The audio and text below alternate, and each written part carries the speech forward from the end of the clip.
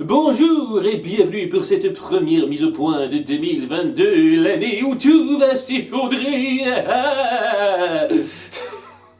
La prophétie commence à s'accomplir.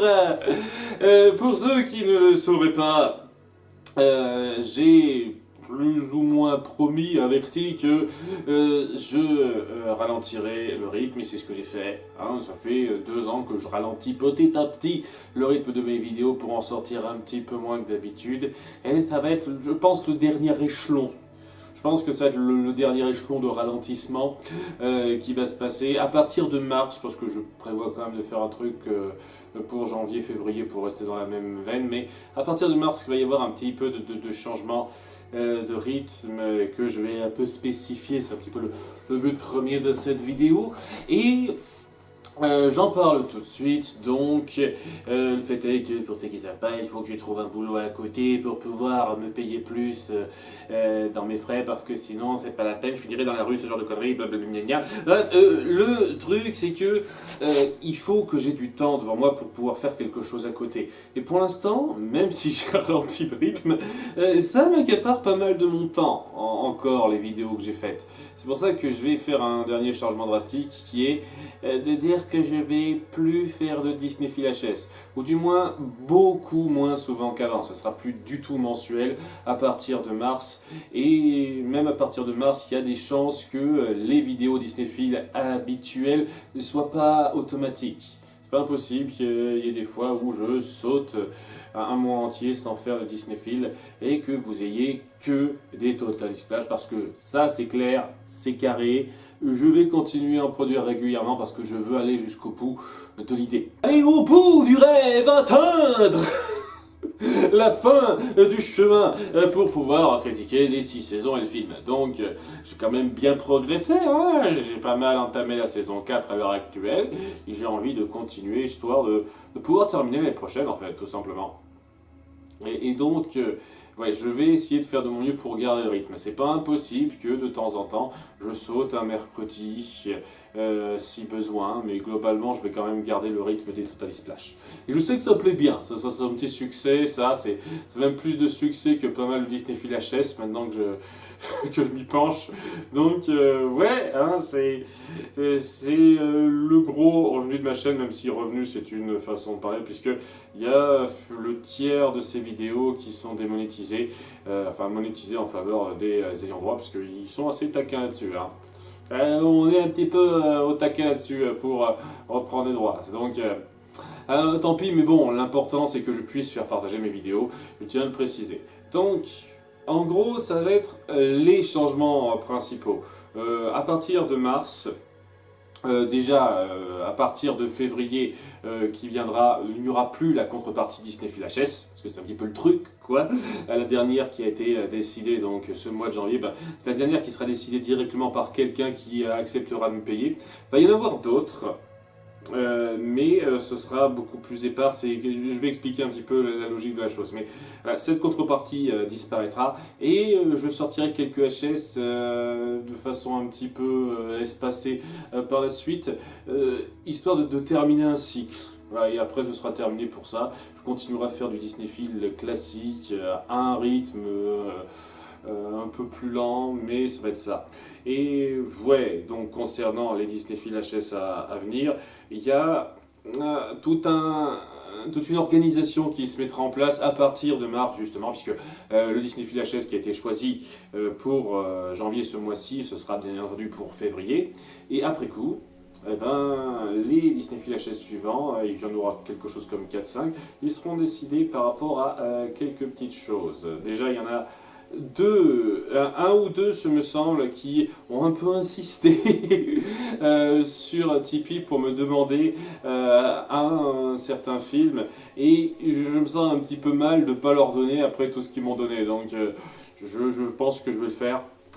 Il y a un film que je compte un peu faire pour conclure quelque chose, peut-être un ou deux films que je ferai moi-même qui m'inspirent vraiment pour appuyer une critique que j'ai vraiment envie de faire, et deux autres je pense qui seront décidés par vous lors d'un sondage. L'un sera décidé parmi mes tipeurs habituels, donc je verrai quelque chose là-dessus sur Tipeee pour organiser la chose, et l'autre sera décidé par vous en règle générale. Je lancerai un sondage Tipeee comme j'ai l'habitude d'en faire régulièrement, où je vous demanderai de proposer en commentaire les films qui vous intéressent, et je prendrai le ou les deux plus votés selon ce que je compte faire, ou du compte le nombre de films que je compte faire là-dedans pour faire plaisir.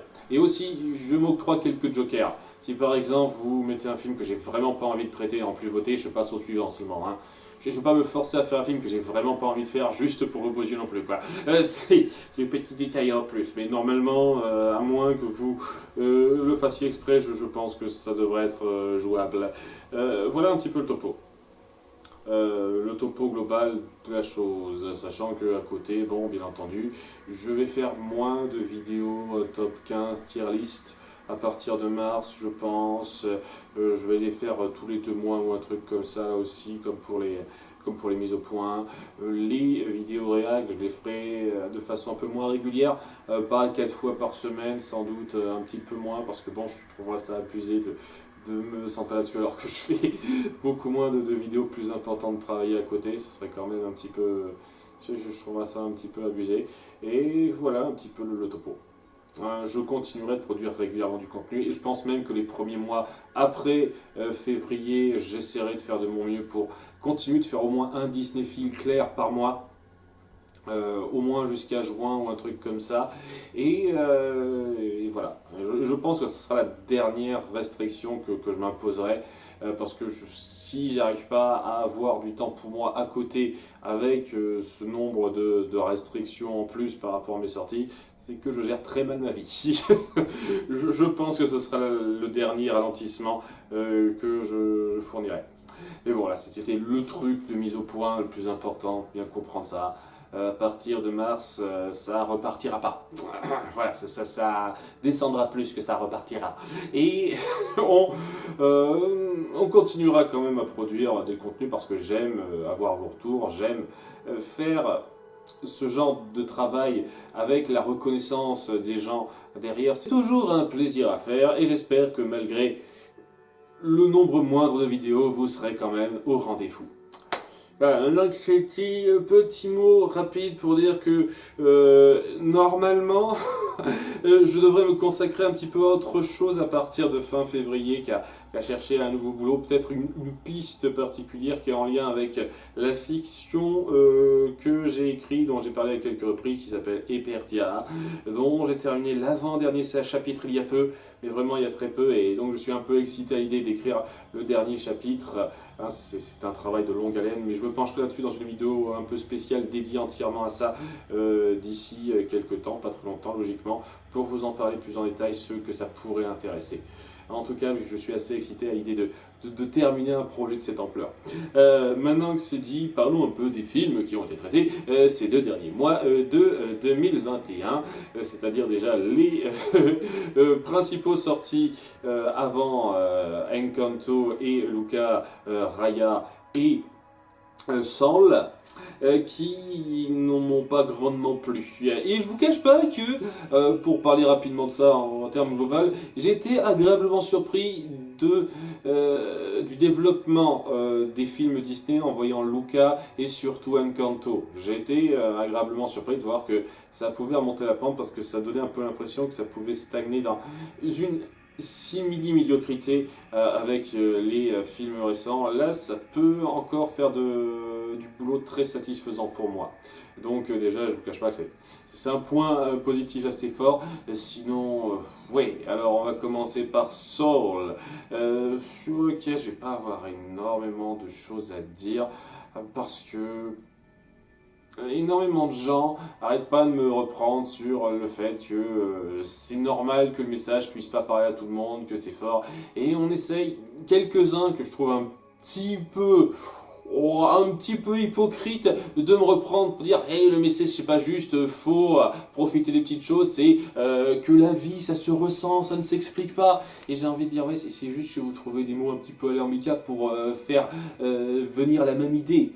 La vie doit se ressentir, c'est la même chose qu'il faut profiter des petits instants de la vie. C'est ça, ressentir la vie. C'est quoi notre façon de ressentir la vie pour toi? C'est ressentir la douleur quand ça arrive, ce genre de conneries, ok. C'est la même chose, c'est juste toi qui le formules de façon un peu plus jolie pour que ça fasse plus classe, mais c'est exactement la même chose. C'est ça le principe du message, c'est la vie, profitez-en, profitez des petits instants parce que c'est ça qui vous définit, vous n'avez pas besoin d'y trouver un sens. Et je suis désolé, mais pour moi c'est ultra évident. Depuis que j'ai 15 ans, sincèrement, je me rends compte que chercher un sens à la vie, un sens profond à sa vie, c'est stupide et contre-productif parce que sa vie, la vie qu'on mène, elle est juste faite pour qu'on en profite, pour être passé en ayant plus de moments positifs que négatifs, en apportant peut-être quelque chose à l'édifice. Ça peut être une source d'exaltation assez puissante là aussi, mais c'est ça le principe. Et je vous cache pas, je suis désolé de partir là-dessus, mais étant donné que c'est un grand movie feel good pour les gens, c'est-à-dire ce genre de film qui vous fait revoir la vie en rose, du positif, moi ça fait l'effet inverse à cause de ça, je vous cache pas, ça m'a déprimé. Le fait de voir que énormément de gens ont été touchés par ça, ils découvraient quelque chose de sensationnel dans le message que ça envoyait, ça m'a déprimé. Je veux dire, les gens sont déconnectés de la vie réelle à ce point, au point qu'on a besoin de leur rappeler ça. Moi, je vous jure, ça m'a fait revoir l'humanité à la baisse. Je suis désolé si ça donne l'impression que je vous vois de haut, mais punaise, c'est ce que ça me fait ressentir, moi. Cette espèce de déprime de voir que les gens ont besoin qu'on leur rappelle un truc aussi évident pour se sentir bien. C'est ça le truc. Ok. Waouh. On est vraiment foutu en fait. C'est totalement ce que ça en va. Je suis désolé, hein, tant mieux si ça vous fait plaisir. Au bout du compte, ce n'est qu'une expérience comme une autre, mais c'est le genre de choses qui me. Sinon, vous voyez des tonnes de détails sur lesquels on m'a un peu pris, par exemple. Attends, quand même, les moments d'humour que tu critiques, c'est important puisque ça appuie le développement des personnages. Genre, quand 22 découvre le goût de la pizza, c'est quand même important pour elle. Ouais, vous n'êtes pas obligé de faire ça guignolesque. Hein. Vous pouvez montrer que ça lui fait un grand effet sans faire fanfare, c'est trop génial. Vous n'êtes pas obligé de faire ça comme ça, hein. C'est juste l'humour qui entache totalement la force psychologique que vous mettez en place. Hein. C'est pas un contre-argument, hein, je suis désolé. Et autre point sur lequel on m'a pas repris, mais sur lequel j'ai envie de m'étendre un tout petit peu rapidement pour terminer, c'est que je ne me suis pas penché sur une critique facile qu'on pourrait faire au film, mais si je ne l'ai pas fait, c'est parce qu'on pourrait faire cette critique pour énormément de films qui essayent un peu de tacler la philosophie de la vie à échelle mondiale, vous voyez, qu'est-ce que ça signifie, tout ça, et à chaque putain de fois, c'est toujours le même problème, c'est toujours occidentaux-centré. C'est toujours les sociétés occidentales un peu aisées, entre guillemets, hein, c'est-à-dire pays développés, tout ça, avec les mœurs qu'on connaît bien, auxquelles on est habitué, qui sont critiquées, sur lesquelles on se centre un petit peu pour dire que signifie la vie, tout ça, alors que c'est loin de représenter la totalité, la globalité de la vie humaine sur Terre. Il y a énormément de systèmes sociétaux qui sont très différents de ça, qu'ils soient en Afrique ou en Asie, ou même en Amérique du Sud un petit peu. Donc, c'est un petit peu grossier de toujours vouloir résumer le principe de sens de la vie à ça. Mais ça fait partie des facilités qu'on accepte. Si je devais vraiment me plaindre de ça dans Soul, il faudrait que je m'en plaigne encore plus dans une série que j'affectionne beaucoup qui s'appelle The Good Place, dont j'ai parlé à quelques reprises. Et ouais, c'est encore plus fort puisque dans The Good Place, on voit que ça essaye vraiment d'appuyer l'humanité, mais au sens ultra global, son sens, sa place sur la Terre, comment elle doit évoluer, sa mentalité, la philosophie derrière. Et ouais, c'est encore pire dans The Good Place si on veut vraiment faire cette critique. Je dis juste, c'est quelque chose qu'on pourrait pointer à énormément d'œuvres qui essayent de faire la philosophie de la vie en se centrant toujours sur des modèles occidentaux très typiques qui nous parlent bien, qui sont loin de représenter toute la population mondiale qui existe. Voilà, c'est le petit truc à rajouter parce que j'ai quelques petits commentaires qui faisaient un tout petit peu référence à ça. Mais très vite, quoi. Je voulais le pointer quand même. Et quand on s'y penche sur ce genre de récit, il y a toujours ce petit truc à déplorer. Mais c'est pas un problème vraiment important pour moi. Mais c'est quand même important d'y réfléchir, de se dire que oui, les sociétés occidentales, c'est pas le centre du monde. En tout cas, c'est pas l'exclusivité mondiale. Bref, maintenant que c'est dit, oui, Raya, j'en parle un petit peu de Raya, parce que, ouais, je suis désolé, je trouve ça tellement grossier. Et je vais revenir un peu sur quelques commentaires qui ont fait une très bonne remarque sur le fait que ça aurait pu être bon si soit on avait viré une partie des personnages et qu'on avait un tout petit peu moins diversifié les lieux de façon à ce que ça aille moins vite pour les découvrir, soit si ça avait été une série ou un jeu vidéo, justement, comme la critique que j'en ai fait le pointer un petit peu. C'est-à-dire que c'est très riche. Ça veut dépeindre un univers apocalyptique où on a un groupe de gens qui se forment pour essayer de sauver la situation. Et je le dis, dans la structure, c'est très typique d'un jeu vidéo, quoi, d'un RPG où on a une héroïne qui regroupe au fur et à mesure des compagnons de route qui savent se battre de différentes façons pour arriver à sauver la situation et se battre contre quelque chose de grand. C'est très typique. Et je vous cache pas que si justement on avait fait cette approche-là, qu'on avait pris plus de temps à aider les thèmes de cette façon-là avec quelque chose de plus grand, ça aurait pu grandement aider à les illustrer mieux, à appuyer davantage la force de la situation que vous mettez en place. C'est vrai. Après, ça change rien au problème que j'ai, c'est-à-dire le discours anti-humain typique, genre l'homme est toujours destructeur, tout ça, sans mettre en avant de contexte particulièrement ingénieux ou très prenant. C'est juste l'homme, vous savez ce qu'il est, hein. C'est... Et ce genre de message de base, dire que l'homme est destructeur et qu'il apporte un peu le malheur dans son organisation, je ne dis pas que c'est mauvais en soi. Mais pour moi, il faut quand même prendre le temps d'appuyer certaines nuances et surtout de me poser un contexte pour ça. Pas juste dire l'homme il est destructeur puis merde.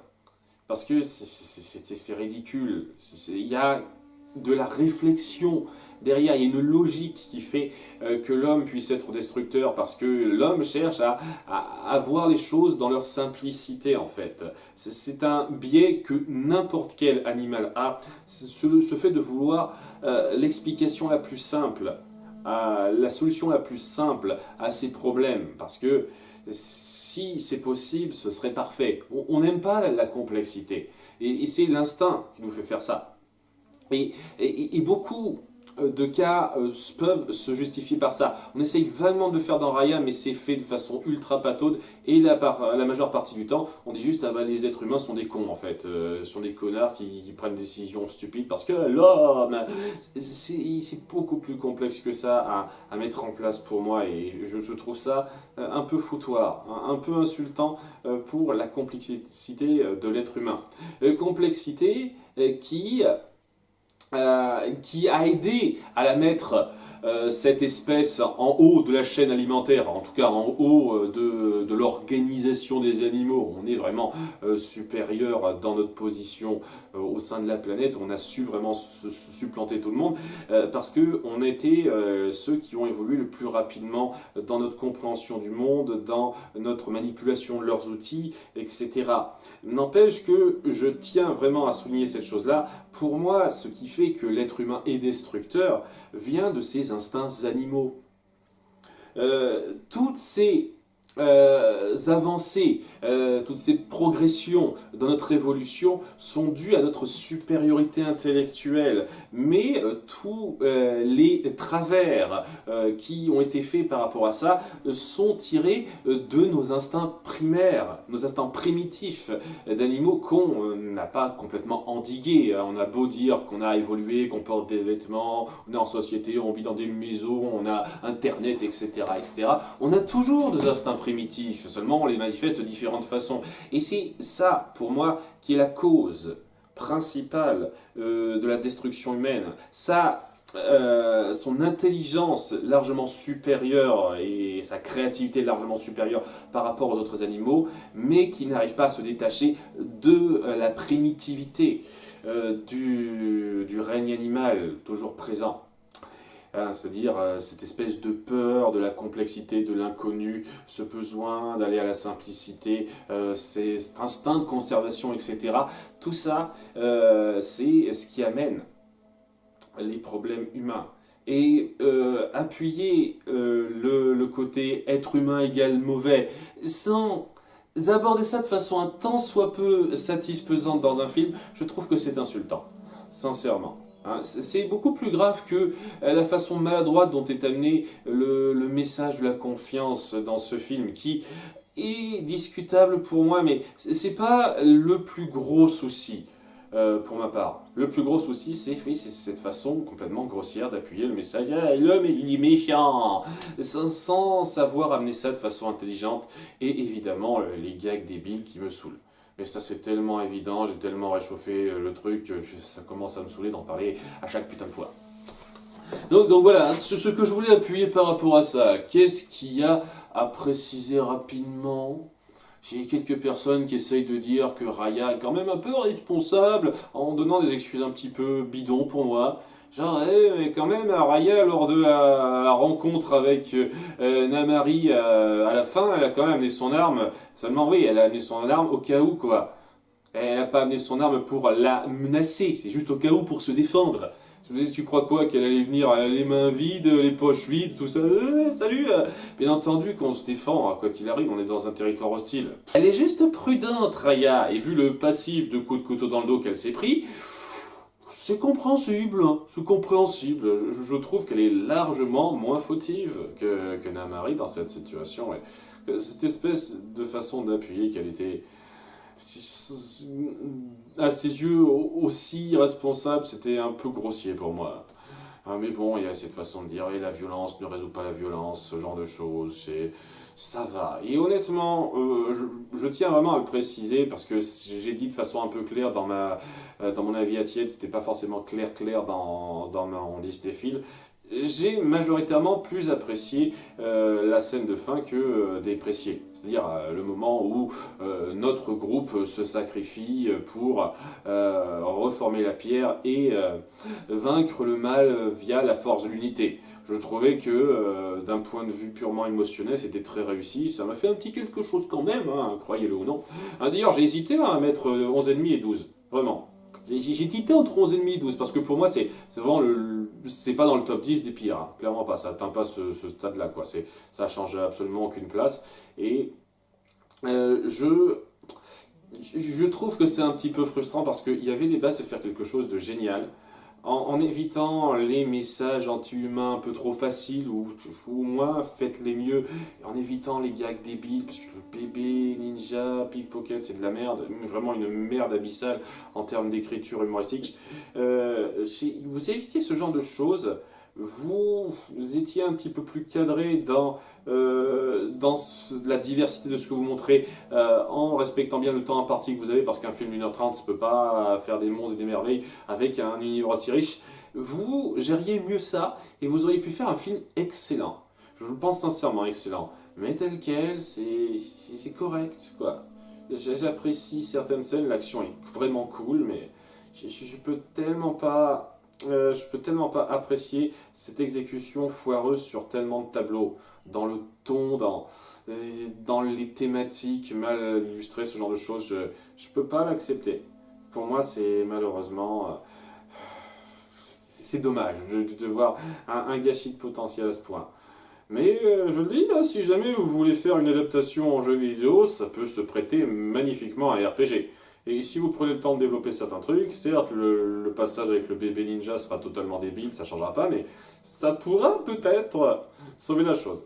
Je sais pas s'il y a un jour Raya qui sera tiré de ça, ça me surprendrait qu'il fasse un RPG tiré de ça, mais je pense que c'est vraiment le jeu le plus apte à faire un RPG, hein, si on voulait tirer un jeu vidéo de ça. Enfin bon, voilà, les films Disney de ces 2 mois sont traités, parlons rapidement des autres. D'abord, Psychose d'Alfred Hitchcock, sur lequel je n'ai pas grand chose à rajouter. C'est un film qui a tellement fait parler de lui, qui s'est pris tellement de bonnes critiques pour dire à quel point si était bien fait, c'était tellement bien mis en scène. Une représentation psychologique de Norman Bates aux petits oignons, ce genre de choses, Ça plaît à tout le monde, peu de gens ont beaucoup de mauvaises choses à dire sur ce film, et j'avais un peu peur de pas être très original en traitant ça, c'est pour ça que j'ai essayé de faire une accroche un peu particulière, un peu différente du lot, en faisant comme si la seconde moitié n'existait pas au début, et ouais, je voulais un petit peu appuyer que la fin n'a pas été extra. Et c'est pas juste le rajout avec le psychologue, hein, sachant que oui, le psychologue de base il n'était pas censé être là. C'est une scène qu'on a forcé Hitchcock à rajouter parce que sinon le spectateur de l'époque aurait eu beaucoup de mal à comprendre. Ce qui peut être compréhensible. Mais je tiens quand même à dire qu'il y avait moyen d'amener cette explication de façon plus fluide que le psychologue qui nous fait un gros discours à la fin. Et chapeau pour l'acteur s'il a réussi à dire tout ce texte en une seule fois, en une seule prise, bravo, bravo. Mais ça change rien au fait qu'en termes d'écriture et d'incrustation dans l'histoire, ça fait tellement tâche et pas fin. C'est vraiment du tel don't show total. Alors qu'il y avait moyen de faire quelque chose de peut-être plus poussé, quoi. Je veux dire, si c'était pour partir sur cet angle du psychologue, pourquoi ne pas le faire parler avec Norman Bates? Pourquoi ne pas montrer la conversation entre lui et Norman Bates? Mais je pense que le problème vient aussi du fait que je crois pas que l'acteur soit si doué que ça pour faire la voix de femme. Je pense que la voix de femme qu'on entend, c'est pas lui qui l'a fait. Donc ouais, je pense que ça aurait été difficile pour lui de jouer directement sa mère face caméra. Mais je me trompe peut-être, hein, peut-être que dans les 3 suites qui sont sorties avec l'acteur, eh ben, il s'en sort très bien pour dépeindre ça directement face caméra. À ce moment-là, je m'excuse, j'ai pas eu l'occasion de le voir. Je vous cache pas que ça fait partie des possibilités à traiter en réac. Genre une petite série de vidéos juste pour traiter des 3 suites. Et peut-être de la série Bates Motel, même si beaucoup de gens disent que c'est pas si génial que ça s'étend pour rien. Je sais pas. En tout cas, ouais, c'est une chose à envisager avec les suites de Fievel à faire en réac, parce que c'est des réacs qui plaisent bien, qui ont leur succès, et ce serait assez cool à faire. C'est envisagé, c'est envisagé. En tout cas, ouais, pas énormément de choses à rajouter sur ce qui a été dit. Beaucoup de gens vantent les mérites d'énormément de scènes. J'aurais pas beaucoup de choses à dire de plus là-dessus. Juste pour dire que pour moi, la fin, et pas juste la fin avec le psychologue, mais vraiment avec tout le dernier conflit avec Norman, ça n'a pas été mis en scène de la façon la plus palpitante, la plus marquante pour moi, et ça rabaisse malheureusement un petit peu le film. Ensuite, donc, il reste Pico et Columbus, que j'ai traité parmi un choix de 10 films de la part de Brian. Oui, il m'a laissé une belle palette de choix, et au début je voulais pas vraiment faire Pico et Columbus pour une seule raison, c'est que le Nostalgia Critique l'a déjà fait. Et j'avais un peu peur de me répéter un peu par rapport à ce qu'il a déjà dit, de ne pas être original, mais j'ai fini par me dire que quand même, peut-être que ça aurait le coup de faire ça, peut-être que ça serait pas plus mal, surtout quand j'ai vu les premiers films qu'il m'a proposé, Brian, parce que c'était fou, des films ultra déprimants. Hein, c'est presque du genre Alabama Monroe, vous vous souvenez?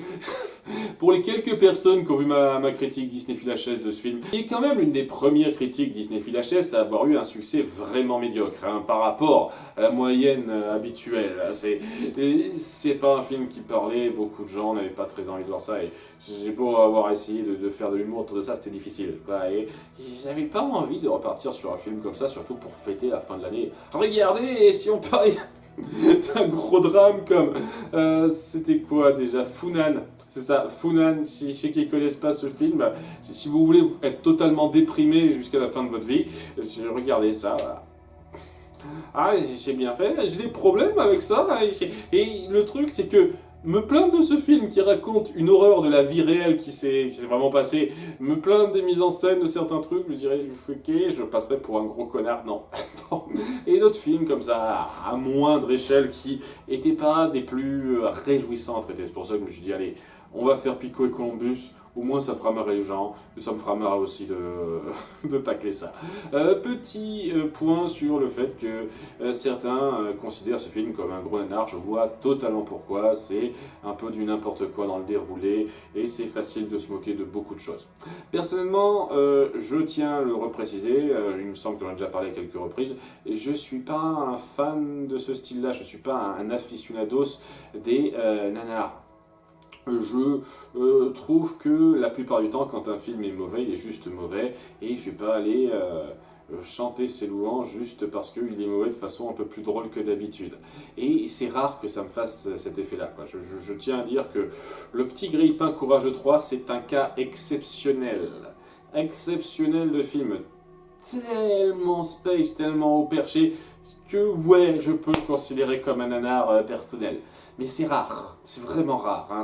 Faut pas me demander ce genre de truc régulièrement. Moi, les nanars, c'est pas mon truc. Et j'ai quand même à préciser que, en dépit de ça, je trouve que Pico et Columbus, c'est quand même assez consensuel dans beaucoup de ses déroulés. Certes, il y a certaines idées ridicules et grossières et ça se mélange très bizarrement certaines d'entre elles, mais dans pas mal d'approches, c'est assez consensuel. Je dirais toujours les benets de service qui doivent servir de comique de service aux héros qu'on force, c'est typique des mauvais clones Disney, la romance, neuneu cuculapraline, c'est typique des clones Disney, les numéros musicaux qui sont sympas à écouter comme ça mais qui sont pas très recherchés, je veux dire c'est un truc qui est en boucle et qui est pas le plus fortiche quand on compare à des comédies musicales beaucoup mieux travaillées que ça. Ce genre de choses, quand on va un peu au-delà des grossièretés d'écriture, des trucs complètement ridicules, c'est très bateau dans le déroulé et dans comment on développe ces éléments d'intrigue-là. Sans compter les facilités, le visuel grossier. Je vois facilement, très aisément, comment on peut en tirer un nanar, mais pour moi, il faut plus de folie dans son écriture pour que ça me fasse cet effet-là. Mais si ça vous fait marrer, si vous voyez dans ce truc-là une espèce de gros gadin complètement marrant à voir se péter la gueule, n'hésitez pas, je comprends aisément pourquoi. Comme je l'ai dit, j'avais un petit peu peur de me répéter par rapport à Nostalgia Critique. J'ai essayé de faire un peu gaffe de ne pas répéter les mêmes critiques. Ce qui était pratique dans le sens où le doublage français était un petit peu différent. Il y avait un petit peu le côté accent cliché italien, mais en dehors de ça, j'ai pas trouvé exactement les mêmes points sur lesquels m'acharner dans ma critique que dans la sienne. Hein. Le coup des rats qu'on force, par exemple, il n'a pas fait des caisses là-dessus, alors que pour moi, c'est un truc super grave, quoi. Et ouais, le fait que ce soit en VF a aidé certaines choses. Par exemple, c'est pas aussi je ferme pas ma gueule que dans la VO, en tout cas de ce que j'en ai vu de la VO. Ça, c'est un tout petit peu plus posé des pauses dans la VF. C'est déjà un point positif par rapport à la VO, quoi. Sinon, ouais, j'espère que ça vous aura plu. Ça fait toujours plaisir de traiter des films qui sont tellement, tellement mal foutus que c'est facile de s'en moquer. Et ça fait toujours des vidéos que je trouve très drôles à faire. Et j'espère que ça vous aura fait cet effet-là. Une vidéo bien drôle, bien sympa à voir pour terminer l'année 2021. En tous les cas, voilà. Est-ce que j'ai envie de traiter d'un sujet global? Il y en a un qui me vient un petit peu en tête.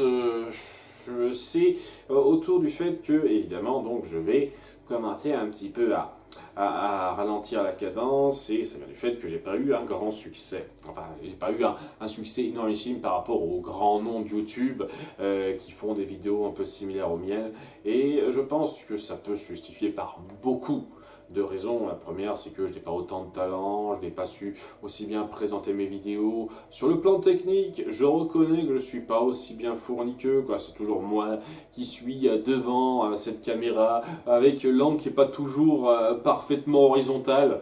Je sais pas, j'arrive pas à le voir et je m'en rends pas compte, quoi. Il y a des gens qui ont l'œil, moi la plupart du temps je m'en rends pas compte. Et ouais, quoi, c'est pas la grande qualité d'image et d'audio qu'on peut voir dans beaucoup de vidéos de youtubeurs un peu plus pro que moi. Ce genre de choses doit pas aider. Vraiment pas. Ma gueule revient pas à certains aussi, c'est pas impossible. Et je pense quand même que l'un des éléments qui a le plus joué dans ce manque de notoriété, hein, ce manque de célébrité en comparaison à d'autres, c'est que je n'ai pas su me promouvoir aussi bien que beaucoup. La plupart de ceux qui percent ces derniers temps sont ceux qui savent agripper le spectateur avec la bonne accroche, avec déjà de la promotion ailleurs, en allant sur d'autres sites, réseaux sociaux, ce que je ne fais pas parce que ça me saoule totalement, mais aussi en sachant bien avoir la bonne image d'accroche, le bon texte, le titre, ce genre de choses, et ça m'a toujours gonflé de faire ça. On m'a demandé rapidement dans un live ce que je pensais de Psychodélique, quelqu'un qui traite énormément de drama YouTube, de drama en tout genre, autour du wokisme, beaucoup de temps. Si je n'ai rien contre j'ai absolument rien contre ces vidéos, des fois il peut être sympa, je regarde clairement pas tout. Il y a un truc qui me gêne un petit peu, c'est sa présentation. Et le fait est que je comprends d'où il la sort, mais c'est un peu le truc qui me hérisse le poil par rapport à comment marche l'algorithme YouTube. C'est-à-dire que c'est quelqu'un qui sait comment taper le cœur du public. C'est-à-dire, il parle de ça, ça va m'intéresser. Ce sujet qui a l'air assez vache, assez putaclic, parce qu'il prend des fois tout le contexte d'un événement drama et essaye vraiment de retirer ce qui fera le plus tiquer les gens, ce qui fera le plus dire « Oh mon Dieu, mais c'est incroyable ce qu'il raconte, tout ça, dans son sujet ». Et une partie du temps, quand je regarde ces vidéos en question, je me dis, ouais, en fait, le titre putaclic qu'il met en avant, c'est sur une petite partie de ce qu'il traite. Et ça n'a pas grand-chose à voir, en fait, avec le propos global. Mais étant donné que ça fait un tout petit peu partie, je peux attirer les gens avec ça. Il a évidemment ce tic de mal orthographier la quasi-totalité de ses titres. Et c'est clair et net que c'est pour faire parler les gens et aider l'algorithme de façon à ce qu'on fasse plus attention à ses vidéos, qu'elles soient plus dans les recommandés. Il a totalement compris le système, le gars. Et il en est conscient, quoi. Il sait que s'il orthographie mal ses titres, ça fera parler, ça fera jaser, et ça aidera la visibilité de sa vidéo. Il sait que tacler de petites phrases qui, sorties de leur contexte, peuvent donner l'impression que c'est très grave, alors que c'est un détail qui n'est pas aussi imposant que ça attirera le monde et ça aidera l'algorithme pour qu'il soit plus remarqué. Ce genre de choses, ça appuie la mentalité de quelqu'un qui a totalement pigé le système et qui le manipule à sa guise pour avoir l'attention qu'il veut. Et je ne sais pas faire ça. Et c'est pas pour le réprimander ou pour lui gueuler dessus par rapport à ça. Je veux dire, bravo, chapeau à lui, il a compris le système. Dans un sens, je suis un peu jaloux. Hein. C'est pas pour lui gueuler dessus, c'est juste, je n'arrive pas à faire ça. Je trouve ça, à titre personnel, vraiment à titre personnel, c'est lourd à faire. J'ai pas envie de me forcer à faire une vignette bien putaclic. Regardez, je vais traiter ça, regardez ma gueule. Ah, c'est incroyable ce qui va se passer. Me casser les couilles, incruster quelque chose pour bien attirer l'œil des gens et se dire ah, ça a l'air d'être de la vidéo bien drôle. J'ai pas envie de passer des plombes sur une vignette ou à faire un titre un petit peu mensonger, pas mensonger, mais disons qui traite d'une partie superficielle de ce dont je veux parler, juste pour être sûr que les gens viendront me voir. J'ai pas envie de faire ça. J'ai envie d'être clair et limpide dans ce que je présente. Et le souci avec ça, c'est que ça ne m'apportera pas énormément de promotion et c'est pas le truc qui attirera les gens. Et malheureusement, c'est un des facteurs de ma non-réussite sur YouTube. Non-réussite entre guillemets, parce que voilà, 14 000 abonnés, c'est pas tout le monde qui peut se vanter d'avoir ça. Et je suis content d'avoir su générer autant de gens pour me suivre, vraiment. Mais si vraiment il faut gagner sa vie sur YouTube avec un contenu comme le mien, il en faut plus. Et c'est c'est un petit peu dommage. Après, une fois de plus, j'appuie de façon claire que c'est pas la seule raison. C'est un des facteurs. Il y a d'autres facteurs qui ont fait en sorte que c'est pas pour ça que j'ai été pris. Mais voilà, c'est ça qui amène tout le côté promotionnel important. Vous voulez vous faire reconnaître, il faut savoir vous promouvoir. Et c'est un message qui est super pertinent. C'est une des raisons pour lesquelles je trouve que Les Indestructibles 2, même s'il est loin d'avoir le premier, a une pertinence importante parce que c'est un message qu'on veut faire passer. Comment on promeut quelque chose avant de faire valoir ce quelque chose. Il faut savoir le promouvoir. Et je ne sais pas promouvoir. J'ai jamais été doué à ça et même ça me débecte un peu de le faire. Je déteste ce procédé. C'est quelque chose qui me saoule, vraiment. Et si on doit réussir, si on veut réussir, il faut savoir faire ce compromis et savoir attirer l'œil. Et j'ai pas su faire ça. J'ai pas su aussi bien attirer l'œil que d'autres. Et oui, tant pis pour moi, ma faute, totalement ma faute. C'est un peu l'une des choses, l'un des points principaux sur lesquels je reviens un peu en rétrospective lorsque je fais le bilan de cette chaîne, en fait, et de son succès relativement mitigé. Une fois de plus, 14 000 abonnés, c'est pas tout le monde qui peut se vanter d'en avoir autant. Vraiment, hein, je suis super content d'avoir autant de gens, mais j'aurais sans doute pu avoir plus. Et c'est ma faute, hein, totalement, je l'assume, vraiment. Il fallait savoir faire ce compromis et je n'ai pas su le faire sur le temps. Peut-être plus tard, sur le long terme, j'arriverai à mieux gérer ça, à mieux me promouvoir sur les réseaux sociaux en règle générale. Mais c'est pas un truc qui me... Ah, enfin bref, c'était juste histoire d'avoir un sujet global à vous proposer. J'espère que cette vidéo vous aura plu. Je rappelle rapidement pour ceux qui n'ont pas suivi le début que voilà, là, le rythme des vidéos va commencer à baisser une fois de plus, je pense pour la dernière fois, à partir de mars pour des raisons un peu personnelles et besoins pécuniers. Et j'espère que malgré tout vous serez toujours là. Au rendez-vous pour les vidéos travail que je continuerai à sortir parce que c'est toujours un plaisir de partager ça avec vous. Merci, à bientôt pour de futures vidéos. Au revoir.